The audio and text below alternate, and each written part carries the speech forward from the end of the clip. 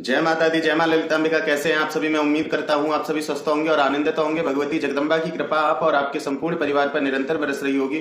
तो आज जो हम जानकारी लेके आए हैं वो लेके आए हैं तंत्र मंत्र काले जादू के विषय में।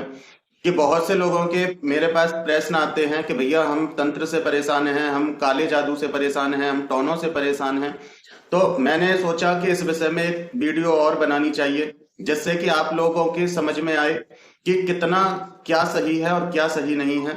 क्योंकि देखिए, बहुत बार ऐसा देखा गया है कि जिन लोगों को ये समस्या नहीं होती है, लेकिन फिर भी उन लोगों के मन में एक भ्रम ये बैठ जाता है या किसी के द्वारा बिठा दिया जाता है, जिसके कारण से वो लोग अपनी उलझन में फंसे रहते हैं। फिर उनको कोई उपाय भी यदि बताया जाए तो वो कार्य नहीं करता है, क्योंकि समस्या हो तो उसका समाधान किया जाए, लेकिन यदि समस्या शरीर में या घर में नहीं, समस्या दिमाग में है, तो उसको तो अपने दिमाग से रिलीज करके ही आप ठीक हो सकते हैं।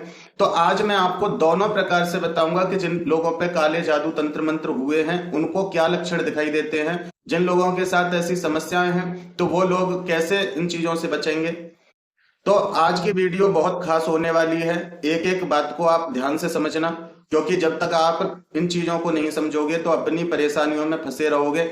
लेकिन आज जो इस वीडियो को पूर्ण रूप से देखेगा और सुनेगा, उसको इतना क्लियर हो जाएगा आज की वीडियो से कि वास्तव में हमारे ऊपर किसी प्रकार की अविचारित क्रिया, तंत्र मंत्र, भूत प्रेत, जादू टोने, काला जादू कुछ है, या केवल ये हमारे मन का भ्रम है।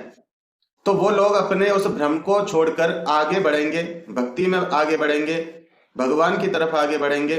नहीं तो लोग उसी चीज में उलझे रहते हैं। अब भगवान भी तो समस्या तभी आपकी दूर करेगा जब आपको वास्तविक में समस्या हो। जब आपको कोई समस्या ही नहीं और आप उस चीज के लिए भगवान को याद कर रहे हैं, आपकी पूजा का फल तो भगवान देता है कहीं ना कहीं, किसी ना किसी प्रकार से। लेकिन आप जिस चीज की कामना कर रहे हैं, अगर वो समस्या ही नहीं है तो उसको भगवान कैसे ठीक करेंगे। तो आज की वीडियो को ध्यान से देखें। वीडियो पसंद आए तो वीडियो को एक लाइक अवश्य कर दें, कमेंट में जय माता दी लिखें। चैनल पर आप पहली बार आए हैं तो चैनल को सब्सक्राइब कर लें, क्योंकि मैं इसी प्रकार की रोचक और ज्ञानवर्धक जानकारी लेके आता रहता हूं। तो आइए वीडियो शुरू करते हैं। तो सबसे पहले जानते हैं कि देखिए, काला जादू तंत्र मंत्र दो प्रकार के होते हैं। एक काला जादू तो ये होता है कि यदि आप किसी भी चीज को बहुत जल्दी एक्सेप्ट कर लेते हो और सामने वाले व्यक्ति को पता है कि इनकी बुद्धि में बात को बहुत जल्दी बिठाया जा सकता है। दूसरी बात, यदि आपकी कुंडली में राहु बिगड़ जाता है, या आपके पितृ का कोई श्राप होता है, या आपकी कुलदेवी रुष्ट होती हैं, या आपकी कुंडली में और अन्य ग्रह नक्षत्र बिगड़े हुए हैं, तो भी आपको बहुत जल्दी इन चीजों पे बिलीव हो जाता है, क्योंकि समस्या आपके साथ चल ही रही होती है।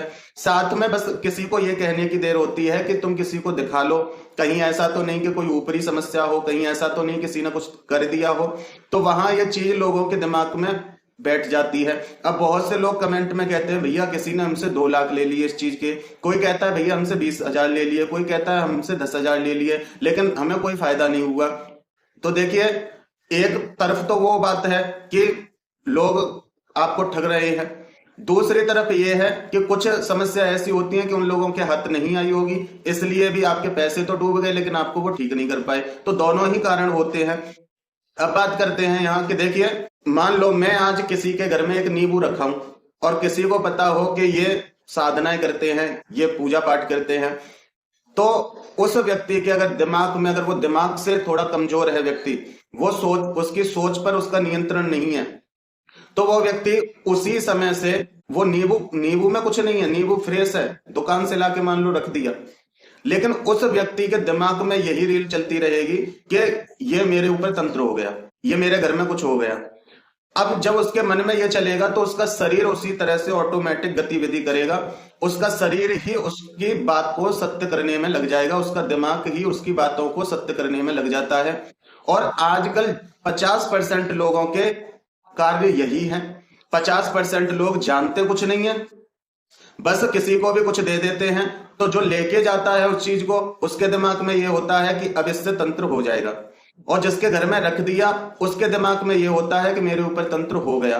तो वहां कार्य किसका बनता है? जिसने वो सामान दिया, उसकी जेब भारी रहती है, और गुरुजी कहलवाते हैं वो अलग। तो ऐसे लोग बहुत जल्दी इनके चपेट में आते हैं। मैं ये नहीं कह रहा कि ये चीजें नहीं होती हैं, होती हैं, और होती हैं तो क्या लक्षण होते हैं वो भी मैं आपको बताऊंगा। लेकिन उससे पहले आप एक चीज ये ध्यान से सुनिए कि यदि तंत्र मंत्र काला जादू है तो उसके लिए आपकी कोई ना कोई वस्तु उस इंसान के पास होनी चाहिए। चाहे तो आपके सिर के बाल होने चाहिए, चाहे आपके नाखून होने चाहिए, या आपके पैर की मिट्टी होनी चाहिए। मतलब जो आपके शरीर से टच जो चीज है, जो आपके शरीर की ऊर्जा जिस चीज में है, वो चीज उसके पास होना चाहिए। चाहे कोई कपड़ा होना चाहिए आपका पहना हुआ। बहुत से लोग नाम से भी करते हैं, फोटो से भी करते हैं, तो आपकी किसी के पास फोटो होनी चाहिए, या आपका नाम गोत्र, आपकी कुलदेवी कुल देवताओं का पता होना चाहिए।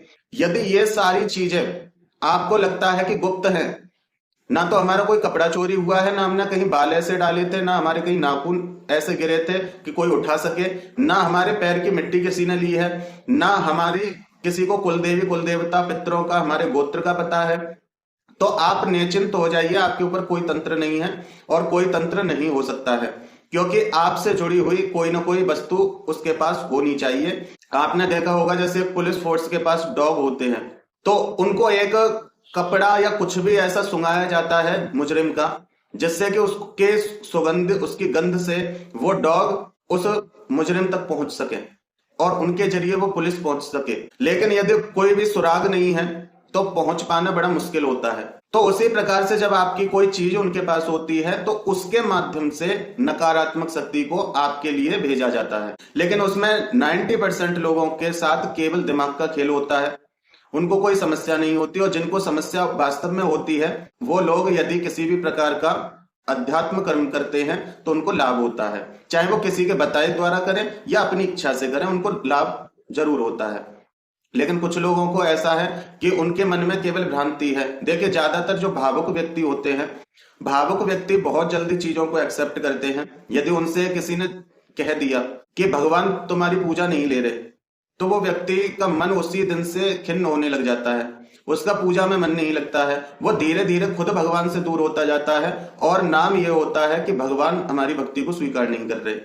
लेकिन वहीं यदि किसी को यह बोल दिया जाए, चाहे वो भक्ति नहीं करता है लेकिन फिर भी उससे ये बोल दिया जाए कि तुम्हारे साथ फलानी शक्ति चल रही है, उसके लिए तुम कुछ ना कुछ किया करो, जिससे कि वो बहुत प्रबल हो जाएगी, लोग तुम्हें जानेंगे, लोग तुम्हारे पास आएंगे, तुम्हारी बात मानेंगे, तुम जन कल्याण करोगे।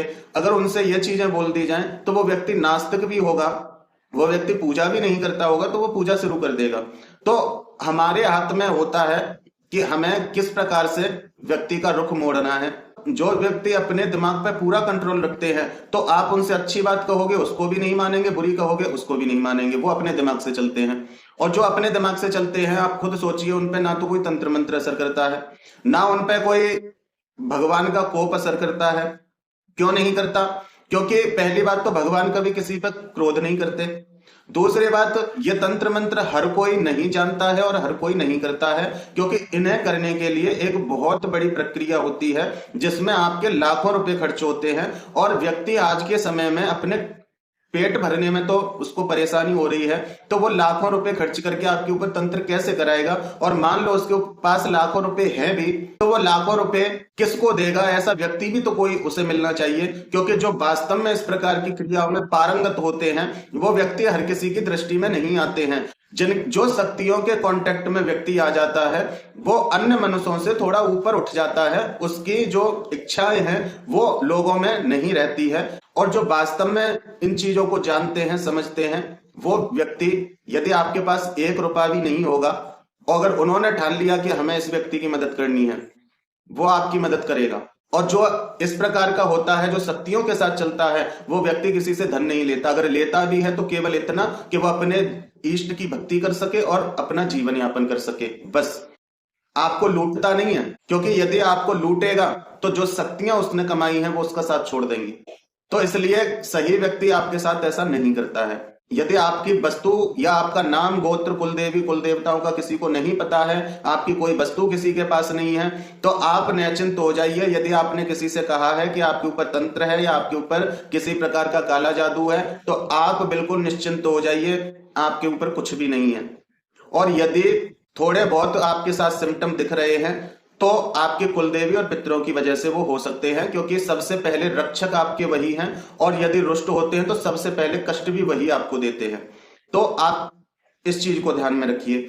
अब बात करते हैं यहाँ कि जिनके ऊपर वास्तव में ये क्रियाएं हुई हैं उनको अपने जीवन में क्या सिम्टम्स देखने के लिए मिलते हैं। जिनको लगता है कि हाँ, हमारा कभी कोई कपड़ा चोरी हुआ था, जिनको लगता है कि हाँ हमारा नाम गोत्र पता है, बहुत से लोगों को हमारी कुलदेवी कुल देवताओं का पता है, और जिस व्यक्ति को पता है वो व्यक्ति हमसे ईर्ष्या करता है, चाहे वो मन में रखता हो चाहे कैसे भी। दूसरी बात, उस व्यक्ति के पास हमारे नाखून या बाल हो सकते हैं, वो व्यक्ति ऐसे इंसान के पास जाता आता रहता है, वो व्यक्ति बहुत धनवान है, उसके पास धन भी है।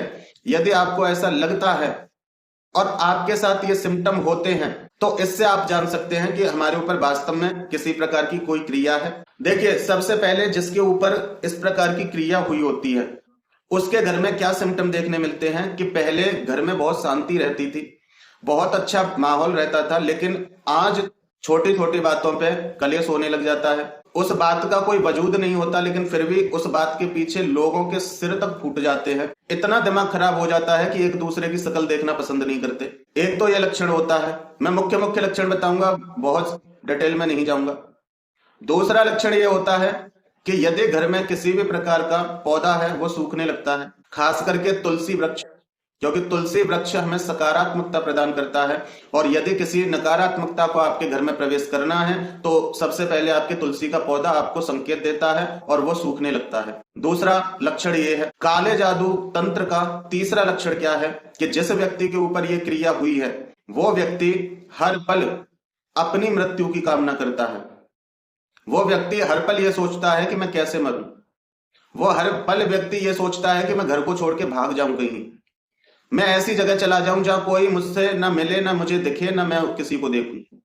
ये काले जादू का लक्षण है। काले जादू तंत्र का और क्या लक्षण है? तो देखिए, चौथा लक्षण ये होता है कि जिस व्यक्ति के ऊपर तंत्र हुआ है, जिसके ऊपर ऐसी क्रिया हुई है, उस व्यक्ति ने जी तोड़ मेहनत की है उस कार्य को हासिल करने के लिए, लेकिन फिर भी उसका वो कार्य नहीं हुआ, जबकि उसकी कुंडली में कोई दोष नहीं था, उसके पितृ कुल देवी रुष्ट नहीं थे, लेकिन फिर भी उसका वो कार्य नहीं हुआ, मेहनत उसकी पूरी थी। तो ये भी काले जादू तंत्र का लक्षण है। देखिए, तंत्र एक प्रकार से नहीं होता, तंत्र बहुत प्रकार से होता है, बहुत चीजों में होता है। आपके शरीर को कष्ट देने के लिए हो सकता है, आपके व्यापार के लिए हो सकता है, आपके घर को बखेरने के लिए हो सकता है, आपके जो सदस्य हैं उनकी बुद्धि को भ्रमित करने के लिए हो सकता है, आपको कंगाल बनाने के लिए हो सकता है। तो बहुत प्रकार से हो सकता है तंत्र। आपका कोई कार्य है जो बहुत तीव्रता से चल रहा है, दिन दूनी रात चौगनी तरक्की कर रहे हो, और एकदम से आपका काम ठप्प हो जाता है, जबकि आपके साथ अन्य कोई समस्या नहीं है, सब कुछ अच्छा चल रहा था और एकदम से ठप्प हो जाता है। मान लो आपकी कोई दुकान है, आपकी दुकान पे ग्राहक चढ़ रहे हैं और उतर रहे हैं, लेकिन सामान नहीं खरीद रहे, लेकिन आपकी बिक्री नहीं हो रही, जबकि आपकी बिक्री हजारों की होती थी रेगुलर, लेकिन अब आपका सामान रखा रखा धूल खा रहा है, लेकिन लोग देख रहे हैं और जा रहे हैं। बहुत से लोगों के साथ ये भी देखा गया है जिन पर ज्यादा प्रचंड ये तंत्र क्रिया होती है, तो लोग उनकी दुकान की तरफ जाना चाहते हैं, उनके व्यापार की तरफ जाना चाहते हैं और फिर वापस हो जाते हैं, उनकी दुकान पे भी, उनके व्यापार पे भी नहीं चढ़ते वो लोग। तो देखिए, बहुत प्रकार से हो सकता है, एक वीडियो में सब कुछ बताना असंभव है, बता पाना असंभव है। अब जिनके पास, जिनके शरीर के लिए किया होगा तो उनके डॉक्टर की समझ में नहीं आएगी आपकी परेशानी, आपकी बीमारी डॉक्टर की पकड़ में नहीं आएगी, चाहे आप कितने भी टेस्ट करा लेना, कोई समस्या समझ में ही नहीं आएगी और आप परेशान रहोगे। दवाइयां चलेंगी लेकिन आपको कोई आराम नहीं होगा। और जिन व्यक्तियों के साथ ऐसी समस्या नहीं होती है वो अगर बीमार हुए हैं तो दवाई खा के ठीक भी हो जाते हैं। तो देखिए, बहुत प्रकार से ये तंत्र होता है, एक वीडियो में समझा पाना बड़ा मुश्किल है, लेकिन आप ये मुख्य मुख्य लक्षणों को समझ सकते हैं। इससे आप जान सकते हैं कि आपके ऊपर वास्तव में इस प्रकार की कोई क्रिया है या केवल आपका मन का भ्रम है। अब देखिए, मान लो जैसे मैं हूं, मैं किसी के घर के आगे थोड़ा सा लाल रंग घोल के डाला हूं, एक खोपड़ी रख दूं वहां जाके, या कुछ हड्डियां डाल दूं या कुछ भी कर दूं, अगर वो इंसान यहां से मजबूत है तो उनको हटा देगा, दो चार गालियां देगा, यहां से कमजोर है तो उस दिन से उसके साथ उल्टा होने लग जाएगा, जबकि मैंने कुछ किया नहीं, लेकिन उसके साथ उल्टा होगा, क्योंकि उसकी ही ऊर्जा उसके साथ वो क्रियाएं करेगी, क्योंकि उसका दिमाग सोचेगा कि हमारे ऊपर तंत्र हुआ है, अब हमारे सारे काम बिगड़ेंगे। उसकी जो ऊर्जा है उसी प्रकार से वो कार्य करेगी। जैसे कोई व्यक्ति है, अगर वो दिमाग में, अगर वो ये सोच ले कि मैं बीमार हूं, मैं चल नहीं सकता, मैं ये नहीं कर सकता, मैं वो नहीं कर सकता, तो वास्तव में उसका शरीर शिथिल हो जाता है।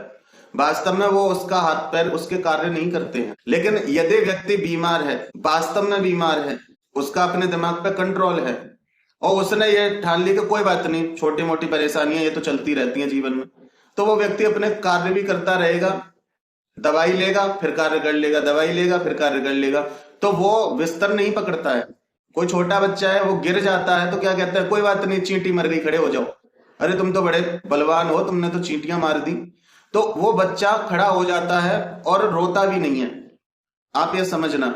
और यदि बच्चा गिर गया और यदि माता पिता थोड़े भावुक हैं और वो एकदम से चिल्लाते हुए आते हैं, अरे बच्चा गिर गया, बच्चा गिर गया, बच्चा घबरा जाता है, बच्चा और ज्यादा रोने लगता है, वो ये सोचता है मुझे क्या हो गया। तो इसी प्रकार से होता है। तो ये थोड़ा भावुक जो लोग होते हैं, जो हर प्रकार, जो थोड़े सीधे साधे लोग होते हैं, साधारण भाषा में समझिए, जो थोड़े सीधे साधे लोग होते हैं, जो हर किसी पे भरोसा कर लेते हैं, जो थोड़े मन के साफ होते हैं, उन लोगों के दिमाग में हर चीज को डाला जा सकता है। तो आपको थोड़ा सा यहाँ समझना चाहिए। सिम्टम आपको मैंने बता ही दिए हैं। अगर आपके साथ कुछ ऐसा नहीं हुआ है, आपको कोई नींबू नहीं मिला, आपके घर में किसी ने कुछ किया नहीं, आपके घर में कोई वस्तु आई नहीं, किसी ने आपको कुछ खिलाया नहीं, पिलाया नहीं, आपके घर के मंदिर में कोई कुछ करके गया नहीं और आपकी कोई चीज गायब हुई नहीं, आपके कुलदेवी कुल देवताओं का किसी को पता नहीं, आपके गोत्र का किसी को पता नहीं, केवल नाम से भी नहीं होता है, गोत्र जरूरी होता है, क्योंकि एक नाम के तो बहुत सारे लोग होते हैं, किस किस के ऊपर कौन भेजेगा। लेकिन यदि गोत्र साथ में चलता है तो क्रिया कार्य करती है। तो आपके साथ ऐसा कुछ नहीं हुआ है, बस किसी के कह देने पर से या कुछ आपके साथ ऐसा हो रहा था थोड़ा बहुत और उसको आपने अपने मन में बिठा लिया, चाहे वीडियो देख के, चाहे कहीं से सुन के, चाहे किसी रिश्तेदार के द्वारा सुन के कि हमारे साथ ऐसा ऐसा होता था, उससे मिलते जुलते आपके सिम्टम है, तो आपके भी दिमाग में वो चीज बैठ जाती है। लेकिन ऐसा नहीं होता है। लेकिन जिन लोगों के साथ ऐसा हुआ है, जिनके बारे में किसी को पूरी तरह से पता है और जिसके सामानों में से कोई सामान चोरी हुआ है और फिर उनके साथ ये समस्या शुरू हुई है, तो उनके ऊपर ये लक्षण दिखाई दे रहे हैं, तो उनके ऊपर तंत्र है। अब इससे कैसे बचना है, इस विषय में मैं एक वीडियो चैनल पे ऑलरेडी बना चुका हूं, उसके भी बहुत अच्छे रिस्पॉन्स आए हैं। लोगों का कहना है कि हमारी समस्याएं दूर हो रही हैं और एक बहन का कहना यह था कि हम पूरी तरह से ठीक हो गए, नहीं तो 2-3 साल से हम बहुत परेशान हो रहे थे, लेकिन आपने जो उपाय बताया वो उससे हम ठीक हो गए बिल्कुल। तो आप उनको कर सकते हैं। मैं अगली वीडियो में आपको इन चीजों से पूरी तरह से आप कैसे छुटकारा पा सकते हैं, आजीवन आप कैसे ठीक रह सकते हैं, यदि वास्तव में आपके ऊपर ऐसी क्रियाएं होती हैं, आजीवन आप कैसे ठीक हो सकते हैं और हमेशा इन चीजों से कैसे सुरक्षित रह सकते हैं, तो उस विषय में भी मैं वीडियो बनाऊंगा। तो मैं उम्मीद करता हूं कि मेरे द्वारा दी हुई जानकारी आपको पसंद आई होगी। जानकारी पसंद आई है तो वीडियो को एक लाइक अवश्य कर दें, कमेंट में जय माता दी लिखें। चैनल पर आप पहली बार आए हैं तो चैनल को सब्सक्राइब कर लें, क्योंकि मैं इसी प्रकार की रोचक और ज्ञानवर्धक जानकारी लेके आता रहता हूं।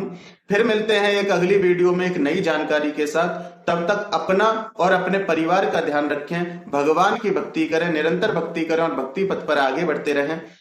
जय माता दी, जय मां ललितांबिका।